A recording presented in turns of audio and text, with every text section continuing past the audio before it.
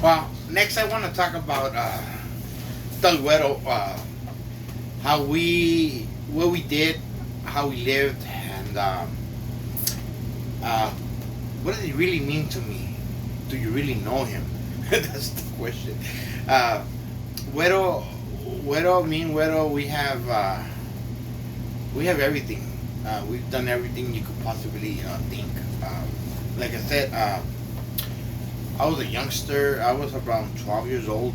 The story that I remember, that I recollect, we walked into a Hollywood Halloween party right there in my tia, right there in Loma Vista, uh, in the front where my tia Lisa used to own the house in the front. And Widow was dressed as Batman, and everybody was a character. The Isaac and Joshua were the Mario brothers, and Letty and her dad were the cowboy, you know. Uh, and then we had everybody. We used to we used to have big time parties, and we used to get along a lot.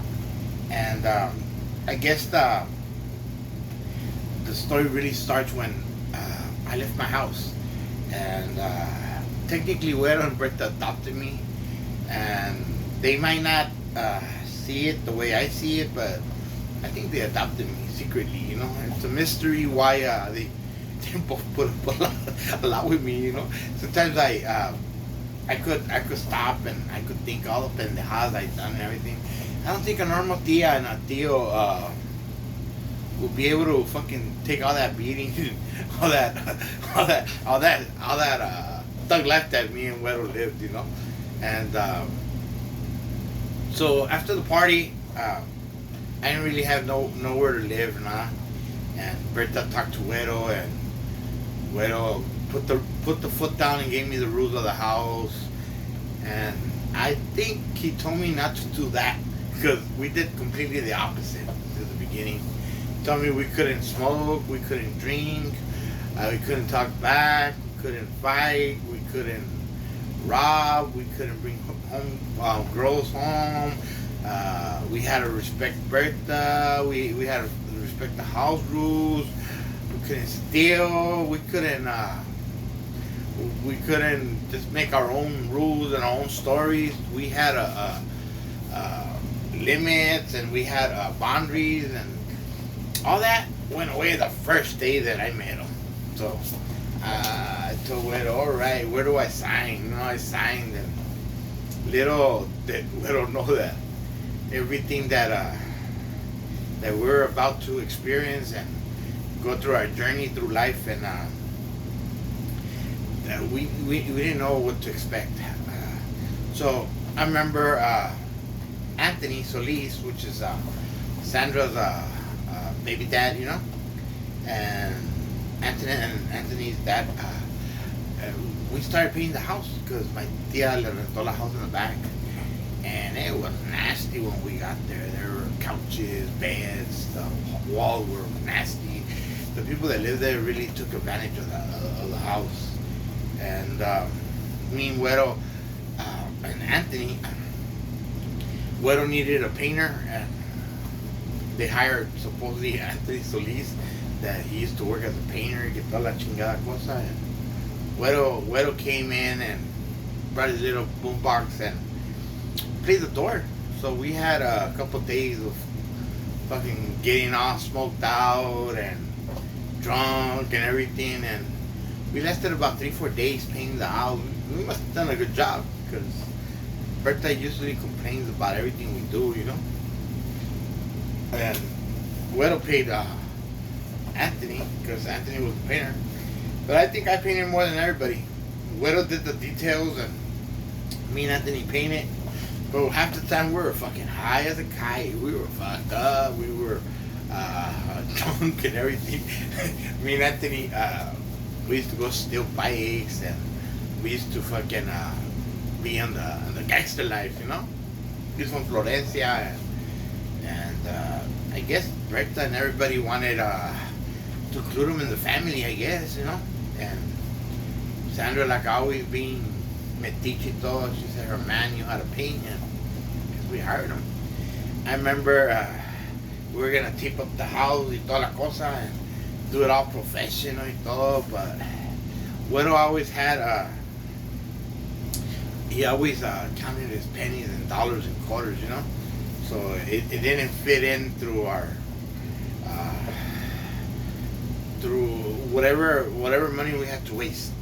Widow always administrated himself and always included Berta. So Berta was like a detailed person, you know, like, well, okay, this is how much we're gonna make, and this is how much we got to spare it all. Well, me and Güero, we finished the house, and once they finished the house, it looked nice, and they brought in couches. They used to live in San Gabriel, up to 10, and that's when Güero had the Nissan, and he confiscated it from Miguel, and Berta and him, they were gonna move in over here close to my tia. I guess because Güero had, I guess Berta was always lonely, you know. I don't know exactly, but they moved in. They moved into Loma Vista, and when they moved in, not only did they move in, but they brought me along, and I came. I was a trouble kid, and I always had drama, and fucking. I never had the key of the house. To this day, I never had the key. I never had a room. I never had a room. But before they moved in there, we lived in Orchard. An orchard with a balcony, and back in the day, we were into Holyfield. Mike Tyson, Holyfield, George Foreman, heavyweights. We were always watching heavyweight, and Güero used to always have black boxes, and so we were always watching fights and all, and we used to get drunk at Güero's house, right there in Orchard, and from Orchard they moved to Loma Vista. That's how it is, and like I said, so I remember that Diana and George used to live on the corner of the alley, and the first time I remember Güero, everybody always calls Güero when they got a problem, or Güero is always the fucking the person you call. And I remember me and Güero went in there, and the window had bars and everything. I don't know how we got in, but we got in. I got in through the window, and I think to the restroom. They threw me into the restroom, and little Janet was a baby, and opened the door and all, and I ended up going to Huero and Berta, and I used to stay in the night and watch all the porn movies, all the fights, all the movies. Huero had everything. The refrigerators always had beer. There was always weed. I said, "Fuck, this is my home. This is part of my hood," you know. And one day, out of the blues, probably the first week that we lived in together, Berta told me, okay, mijo, it's not a party house, it's my house, and you can't just bring anybody home, and you can't be doing all the stuff you and what are doing right now. And I was like, okay. So I always got the lecture of Berta, and me and Güero, it's like if they always told us, get that, throw it away, and let's roll. So Berta used to put limits on me and tell me that I had to go to school, I had to get A's and all. But then I'll go to school and get myself in trouble and come fight. I was always fighting and I was causing problems. And Berta would go, okay, that doesn't work. And she couldn't take me all the way to El Sereno and Wilson, you know. So he goes, that doesn't work. I go, what about we're buying a house in Whittier? And I'm like, okay. He goes, what about you and Güero? Like, go help Güero, go learn something, go learn a skill, whatever. Fuck it, let's go Güero, you know. So little that we knew, we entered a jungle. There was a neighborhood right there, BBH, and me and Güero were just like looking at each other. It's like it was gang infested. We had people from crazy town y toda la cosa. And Güero's always been, not gonna say scared, but he's always gotten along with everybody, but he doesn't fight. Doesn't argue and doesn't fight. Talk behind your back, and he'll be in the fucking corner, like, just punking you, and you'll do whatever he wants. I don't know why or how, you know. Pero total, we started the house, and my tío Silent was the administrator, and because he was a partner with Berta and Huero and my tío Lisa and me, they bought the house together.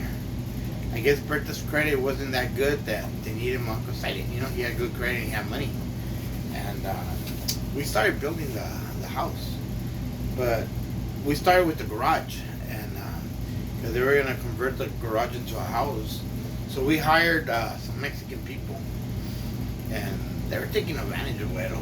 Que querían que compren aquí, que compren allá, que they were professionals, and they were charging them a lot of money. I'm talking about a lot of money. I was like, Güero already had everything planned, and Güero was like, started like noticing that they were expensive. They wanted to charge us like $20,000 for this, $10,000 for that. They thought Güero had money. They thought he was like a professional builder or whatever. Little did they know that I came along, and I kept telling Güero, fuck that, Güero. It's a lot of money, man. And Güero put the rules and told me like this. Well, okay, we're gonna have to cut down on the weed, we're gonna have to cut down on the beer, we're gonna have to cut down on everything because our budget is not gonna make it. We're gonna lose money on the house. So when I looked at Güero, I was like, hey Güero, I know how to do copies. He goes, really? You know how to do it? I said, yeah. I go, what about electricity? I go, fuck yeah, I know how to do electricity. I'm an architect, man. I was going to school to be an architect and all. I could go make the plans and fuck it, you know, it's easy, you know, I could do it with you. And then what about plumbing? I said, fuck yeah, we could do plumbing too, man. Shit, and then I kept telling the Mexican people, hey, ¿cuánto cobran por la plomería? No, que es 5,000, que they have to dig from the front to the back. ¿Cuánto cobran por el drainage? No, pues otros son 20,000. I'm like, well, we can fucking do all that.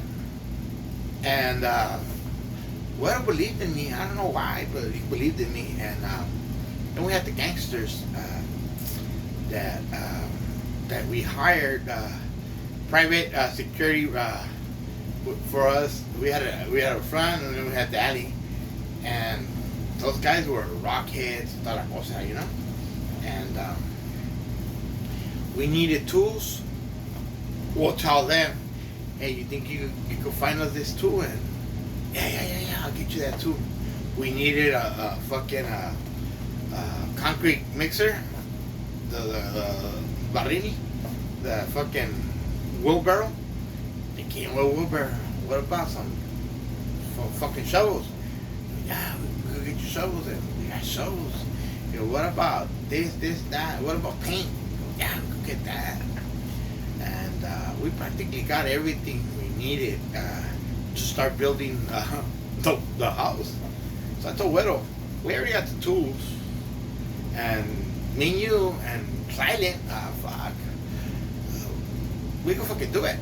Let's fire the fuckers there. So I went up to him and I told them, hey, you know what?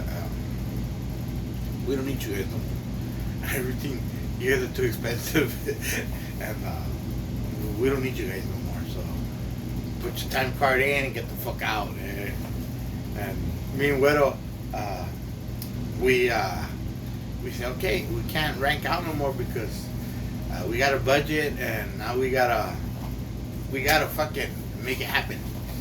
I go, Güero, is there money for food and beer? We'll make a budget so we could eat. So every day in the morning, we'll stop and get our cafecito, and then we talk to the homeboy, and homeboy will tell us what we could get: free bread, get Wonder Bread, and fucking Mexican bread, and so we'll go get free bread, and we'll stop at Circle K or 7-Eleven or AM/PM or wherever, but we always had to stop for our fucking coffee, and we already had our bread. We were getting it for free, and then sometimes they'll throw like sandwiches and all kinds of shit, and brand new, good ones. And we already had a spot, so we already had our gangsters that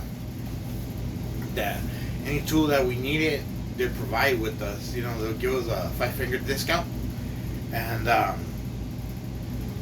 so we started with them.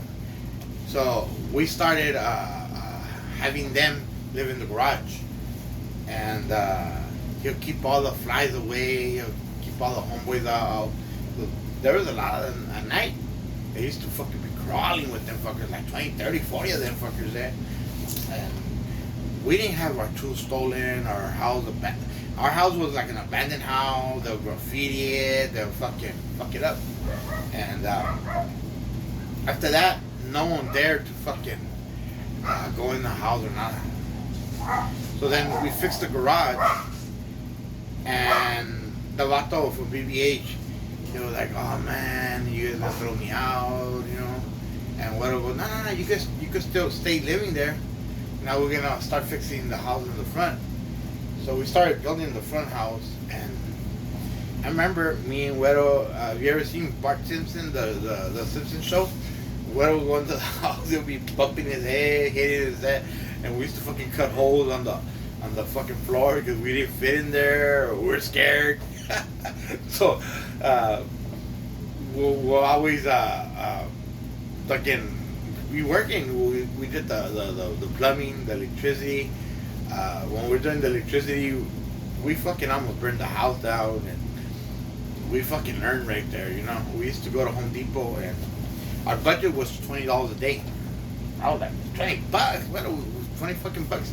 We're not gonna make it, you know. So I told, what about we go to Home Depot and we start stealing the stuff. And me as a Chicano, people used to look at me and thought me I was gonna steal. And but Huero, I never stole. And Huero was a thief. He was a white old man, looked like my grandpa, or a white guy, and no one expected him to steal anything. So we used to walk to Home Depot, and all eyes were on me. And when we'll always walk out of Home Depot, they'll search me. They'll fucking search me. They'll fucking search me and let us go by. And we started stealing every single thing you could imagine from Home Depot. And sometimes we double. We used to go buy for the water. Those little things, they cost like $29, $36, $40, $50. Sometimes we'll get one or two of them extra, and Huero would be the return guy. Huero could return anything. He was white. No one expected him or thought that he could steal something or anything. I used to always get patted down. I used to have to go through metal detectors and all, and I used to like, fuck man, you fucking look at me like if I'm a thief. And Huero always like, shut up, and they always like, all eyes were always on me. Fuck it. And so we cut down on the budget. Huero always wrote the exact price that everything cost. So we always told Bert that if it costed us $20, $40, $50, $70, whatever, even though we stole it, we still put it on the books. And Huero will be like, okay, we started with $20, but now we got an extra $5, an extra $10. And midday, we used to go to 7-Eleven and we'll get hot dogs, we'll put the cheese and toda la cosa. And then we used to say, Huero, come on, Huero, let's get some beer. It's too early. I was like, fuck, come on, Huero. My tío Javier used to drink when he was working. We could do it too. We were not in the budget. Come on, Huero, we'll fucking put it on the budget. Come on, Huero. And sure enough, we'll get our pisto. When we used to go to 7-Eleven, we'll drive up to 7-Eleven and fucking pop up the hood or the trunk or whatever, and we'll fucking sit there and eat. We didn't have a truck. Our Batmobile was a white Nissan. We fucking carried concrete, dirt. That fucking car used to be low riding it. A motherfucker was a fucking car truck. It was a convertible car. We used to fucking get out of the car. Dirty motherfuckers. The seats were infested with fucking concrete, spiders, and we used to use it as a truck. So wherever we went, we just like touched ourselves, and we always ate good, you know. We used to go to play handball, and we say on a Friday night or Saturday morning, we'll get all the tools out. You know, we had names for all the tools. You know, once you give Huero a tool, it's like he's always gonna know where it's at. So you can't lose a tool or anything. Even though we got him for free, Huero didn't give a fuck if it was free or not free. He went in the books, so it was his.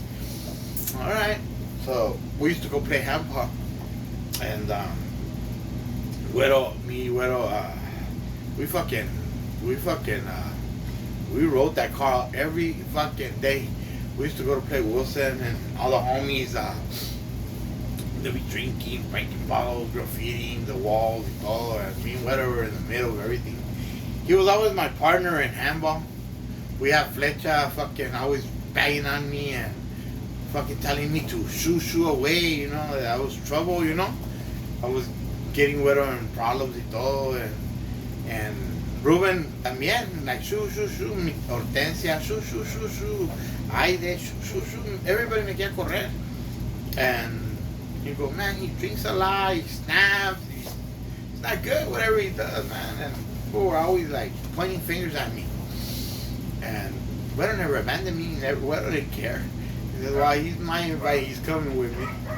And not even Berta wanted to hang out with us, you know.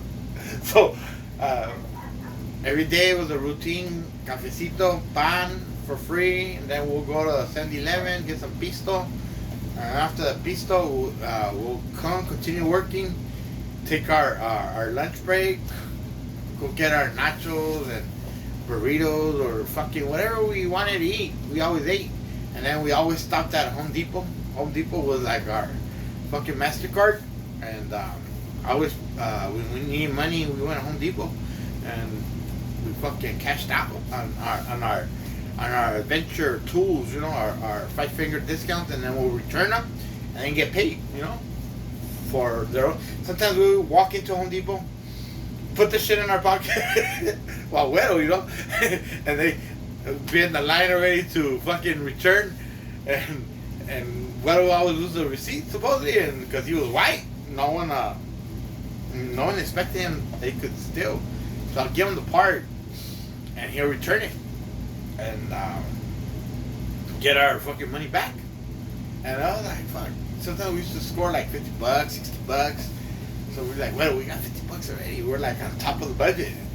And I go, let's go get him a pisto. And we used to always go get our little 12-pack. And especially like a fight night, or, you know, we always, every Saturday when there was a fight night, first we had to have money to take our natural light beer to the fucking handball, and obviously we needed gas, and obviously me and Huero always got super high and then drunk, and after that we used to stop at the liquor store and buy our tortas, little Tommy, go everywhere. We had money, and we didn't want to drive drunk, so we'll go eat after and kick it about an hour, 2 hours, right in the fucking street, And Huero used to always tell me when he worked, fucking open up the car in the back and fucking ate. I was like, Huero, man, we should get some chairs. I go, nah, you don't need chairs, you don't need nada. Well, little did we know that our days were gonna start changing, and we're about to finish the front house. Then we moved to the back house, and then we got some. I remember we were in the attic, and then me and Huero, we were walking in the attic, and then, you know, I fell with the old people that were our tenants. Fucking came right in the living room, you know, and the heater, the AC. I put a bag in it, and that fucker almost fucking started a big fire. We fucking did crazy shit. But we end up fixing the back house, and then we got tenants for the front house, and then we got tenants for the garage. Then we built like a 10-foot fucking chain link fence. We're the only house. It looked like a like a prison. We put lights. We fucking threw out the homeboy. Homeboy didn't want to leave. And he was crying and saying that he lived there with us and how we just gonna throw him out. What's gonna happen to him? So he started causing us a lot of problems. And I told Huero, I go, hey, Huero, what? Me and Boo Boo and Bam Bam and take care of him, you know. And Huero goes, it's up to you, you know. You can always do whatever you want. So Huero always plays dumb. He always act like you don't remember all this stuff. So we came. I remember it was on a Friday night, and we had me, Boo Boo, and Batman. We had some hyenas right there on Weird that we had met, like always, you know what I mean. And I was driving up and down in Huero's car, and no, back then I used to have my celebrity. No, I was in Huero's car. That's what it was. Well, that day that we came on Boo Boo's car, I forgot whose car. So we picked up the hyenas, and after we picked up the hyenas, I would stop at the pad. And I was like, who is over here? I go, just kindly food, just get down, you know? So, homeboy was walking in the night, you know? He was all fucking rocked out and all. I told him, this fuck his ass up, you know? So, the first thing we did, we hit him with the car. Then we fucking fucked him up, like bad, and then we stabbed him. And we fucking, he said, he's dead. I still came back and I still started kicking him and everything, man. This is like about 1 o'clock in the morning. Everybody's asleep. That motherfucker didn't scream or not. He was fucking so high, like high. And then, like always, found the stick. Came with the hand with the stick on top of it. And then we left him right there. And like I said, we ran them over. We fucked him up. We stabbed him. And then we fucking beat him up. We used him as a piñata, you know. So the next day, me and Huero, we were going there, and everybody was like, hey, you know what? Sal was the front house owner, and Berta was in real estate, so she was with the 3% whatever, the 3% down, whatever, rent to own your own house, your first house. So she was a good salesman, so she sold him the house, and he wanted to get rid of everybody. So in order to sell the house, we put the chain link fence and we got rid of the homie, and then we did what we did. And then meanwhile, the next day, Huero didn't know exactly what the fuck happened. So the next day we walked up, and everybody was like, hey, he's gonna die, you know. And I had to play it off, and Huero, I'm pretty sure he knew. We went to go visit him in the hospital y todo, and we were hoping that he'd make it, you know. He was life support. He was critical, and motherfucker came out. He lasted about 15 days, 20 days. He was on coma and everything, you know. Fucking came out, and he was like a walking fucking miracle, man.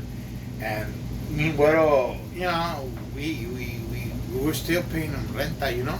We were still giving him money for his private security that he was providing for the home, you know. And the new owner that we started selling the house to, we just had to wait the 90 days for the escort, you know, 30 days, whatever. And as soon as we were escort, we were gonna take off. So homeboys started staying in another house. Alexa, stop. Someone else that started taking care of him and everything. So coming back to the story, this guy was a walking fucking miracle, and he moved to the garage of the other people and was taking advantage of him. And he was already thinking he's still the security guard. I mean, this guy was gonna be hard to get rid of. And we're like, fuck, man, I've done every fucking possible thing in my mind to get rid of this motherfucker, and this motherfucker survived. Well, another miracle happened.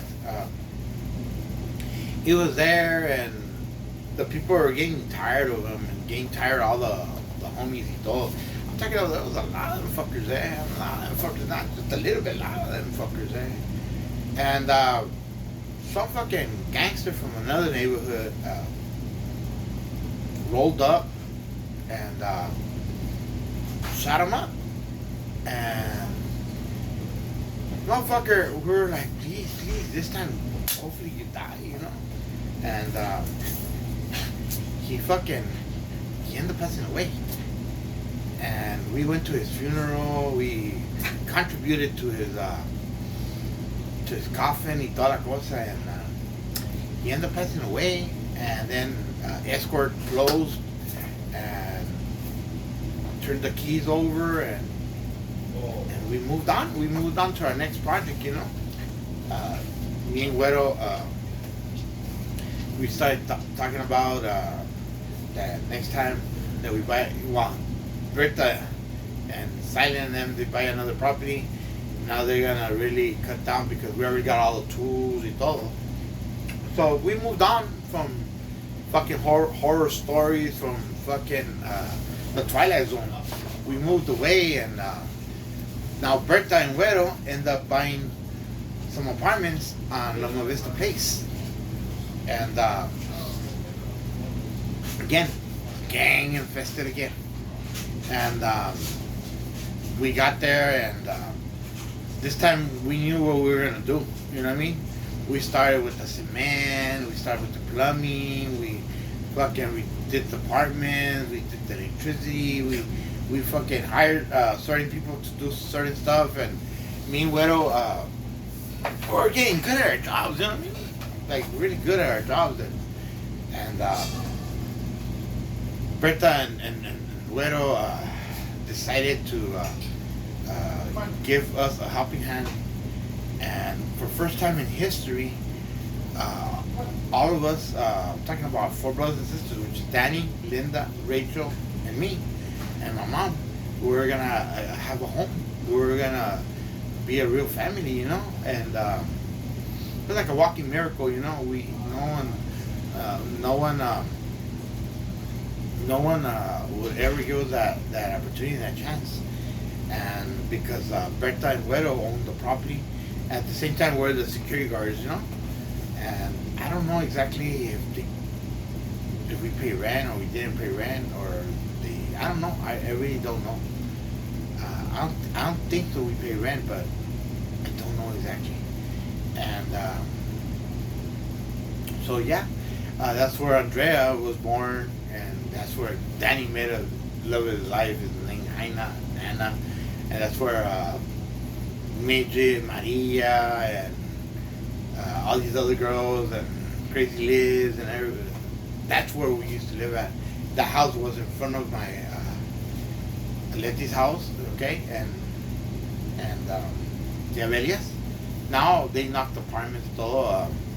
They made it a school, but it was a kill zone. It was a kill zone, and me and Huero, like always, we fucking got there and we made friends with all the gangsters, and we fucking hit it off again, you know, like we just same fucking structure, same Home Depot, same todo. We were fucking going, instead of going to Home Depot that we used to go to Huero now we started going to Huero, the Home Depot here on State Street, and Downey, one off on Firestone, and Ace Hardware, you know, same process, same todo. We used to always arrive there early in the morning after cafecito, and then from our cafecito we'll go work in the apartments, and then from the apartments we'll fucking take a little break and go fucking eat. But instead of eating in fucking 7-Eleven now, we started fucking our local provider for our community, which was Hometown Buffet, started providing us for free food y toda la cosa, you know, and or Chinese food. We used to get Chinese food también, and we couldn't afford the budget, you know, and me and Huero, I told Huero, I get the receipt last time. Let's just go into the exit and bring up my recibo. And we fucking ate good. We used to go for the rib night. We didn't do it every day, but we did it. We used to go play handball, and then once a week. On top of it, we loved rib night. Rib night was our night, and me and Huero, we went in like a year, even more than a year. We fucking go play handball, get drunk, and instead of stopping at the liquor store, we'll drive down straight to the local home buffet, and we'll walk in all drunk, and todos sweaty y toda la cosa. Back then there was no cameras, no nothing. We fucking invited Perico, Bird, we'll bring Danny, we'll bring friends. Johnny told me that he remember going with us. I was like, fuck, I remember we used to take so many people, but I guess we did, you know? We probably had like a fucking party there también, man. That's how me and Huero, we used to go in there and fucking get plates of fucking ribs. we fucking abused to that place. We never tipped them or nothing, you know. It's like we never tipped, we never we always get to the exit. We brought people, and we fucking ate there. And then we started with Monday Night Football at Shakey's, right there off on Slauson. And me and Huero, we used to get all rowdy up, and we had our spot. We'll fucking get drunk y toda la cosa. We'll fucking fix the apartments, and then Monday Night Football, and we had our spots. Eh? That year, the Rams were winning, and Peter, another guy that he had built his house, and then he made we call it a dungeon. They had like hidden rooms y todo, pero they end up making a house on top of a house. So they kept the old rooms, but then they kept the new rooms. Then the old rooms were just storage, but they made where we have our Super Bowls and our family parties y todo, and we'll get there. And but Peter used to go overboard. He'll be fucking cooking carne, they had chicken, Berta and Aide, and Gina's brother, Gina's husband, and everybody will go there, and we fucking had the best Super Bowls like 3 years in a row, you know. Then we had our Christmas party, our Thanksgiving party right there. We had everything. So we're always playing handball, and me and Huero will always be working, coming in late, and like always, Berta never she never got in the car with us. It was always me and Huero, and Berta would come on her own. And I guess it was part of our ritual, our fucking the way we lived, you know. And I guess Berta just didn't like being around us. And like I always, once every like 6 months, Berta will come and fucking lecture me. She'll take me in to eat fettuccine with some fettuccine right here at fucking Downey, or take me to the Olive Garden, or take me somewhere and lecture me, tell me, hey, you know, you guys can't be doing all this, and you guys are causing a lot of conflicts, and Huero's drinking too much, he's snapping, y este aquello, and alright, I just thought, Huero, you know. The to talk to you, he was like, yeah. I said, so what are we gonna do? Don't worry about it. So we continued fucking playing handball todo. And we moved up from our Nissan. Huero had provided me the car. I went on a fucking rampage and popping on my family's Ricardo, his truck, his Tia Maria's, my Tia Carmen's, Pepe's, everybody's fucking tires I popped. Because the day my dad was going to get out of jail, I didn't want them to, because they all said that they were gonna go pick up my dad and they were gonna move away, and I wasn't ever gonna be able to see my dad or whatever. And I said, you know what, fuck that. I'm the one that went to court. I'm the one that fucking stepped up to the plate. I'm the one that helped model. I'm the one that was there fucking helping to raise the kids, and I was there always always keeping an eye on them and everything. I said, and plus he's my dad, and I'm not gonna allow you guys just to abandon me. Fuck that. And my tio Ricardo, he got me and he tried to like hit me and trying to tell me what to do. I'm like, no, fuck you. I popped out his tires and we tagged this truck y toda la cosa. I used to have Danny fucking ride all the time. That's how Danny probably started graffitiing, you know. And I used to fucking like pop his tires and fuck up his truck, you know. And he would always like, fuck, get out of time to swap me, and fuck you, Ricardo. We used to ride on his truck, you know. And he knew it was me. So the day that my dad was gonna come out of jail, I told Huero, you know what? Give me your car and I don't know, you'll fuck it up. Come on, Huero, give me your car. And like, fuck you. Bring you the fucking car. And like, wow. Who's gonna go with me? He's like, oh, también quieres que I go with you? Fuck that, hey, he's bad driving, so I'm like, fuck you, yeah. And I ended up popping everybody's tires, at the Beanies and everybody. They caught me over there at Beverly Hills District. That's what we call Pico Rivera with my Ricky's house, is that? My Tia Maria's. And I was fucking popping the tire, and the fucking security guard, back then they had a private security, they fucking threw the light at me, and Freddie was out there, and I told him, I'm gonna visit my aunt. And Freddie was like surprised. He was like, what you fucking doing here? Yeah, he's my cousin, man. So I had to fucking pop in the tires though, and Freddie didn't even know what he fucking really did. And a lot of people don't know, I used Huero's car to go fucking do all that. Well, the next morning, it was Saturday, and my dad was gonna come out. So me and my tío Roberto, paz descanse, we fucking hit, you know, we took off on the car, and we made it all the way to Sacramento, to Jamestown. My dad was like surprised. He's like, "Where's my mom? Where's my kids? Where's my wife? Where's everything?" I said, "Nah, Dad. They want to come. That ain't me. Me and you are like we didn't have to catch up." And you know what I mean? And Miguel had provided money so I could give my dad. Miguel paid for the gas and for everything. Well, not really Miguel, but the money that we used to make, you know. And Huero provided the car, and le dimos a mi dad. I'm not sure it was $2,000 or $5,000 around there.